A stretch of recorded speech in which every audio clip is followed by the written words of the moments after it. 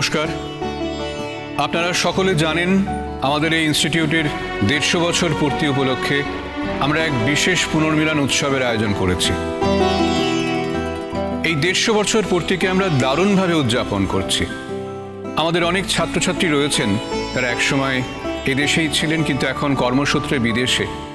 তাদের অনেকেই বাড়িতে বসে অনলাইনে আমাদের আজকের এই অনুষ্ঠান দেখছেন, আর অনেকে এই প্রেক্ষাগৃহে উপস্থিত। তাদের সবাইকে স্বাগত। অনেক ছাত্রছাত্রী রয়েছেন এই প্রেক্ষাগৃহে যারা কর্মসূত্রে বিদেশে থাকেন বা থাকেন ভারতবর্ষের অন্য কোনো প্রদেশে।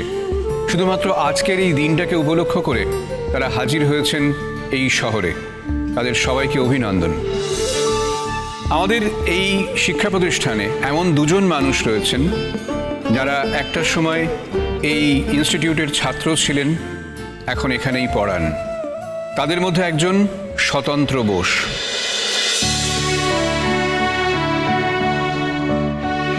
স্বতন্ত্র বোসের পরিচয় একটু বিশেষভাবে দেওয়া জরুরি এই কারণ তার একটি লেখা কালোজয়ী রচনা একটি ইন্টারন্যাশনাল জার্নালে প্রকাশিত হয়েছে।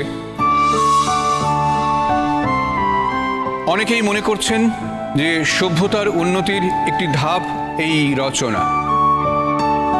আজকে আমরা আপনাদের সবার মধ্যে সেই জার্নালটি বিতরণ করব, উপহার স্বরূপ দেব।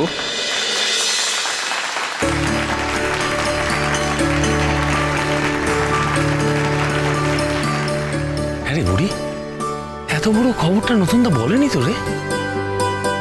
ওকে নিজের বিষয়ে কিছু বলে বলতো, আর নিশ্চয়ই ভেবেছে আমরা কিছু বুঝতে পারবো, তাই বলে। না না, বুঝতে পারি না পারি খবরটা তো দেবে। খবরের কাগজে কিন্তু এর মধ্যে একদিন বেরিয়েছে। এ বাবা, আমি তো খেয়াল করিনি, মিস করে গেছি। আচ্ছা, নতুনদা মাঝ রাস্তা থেকে কোথায় গেল আবার?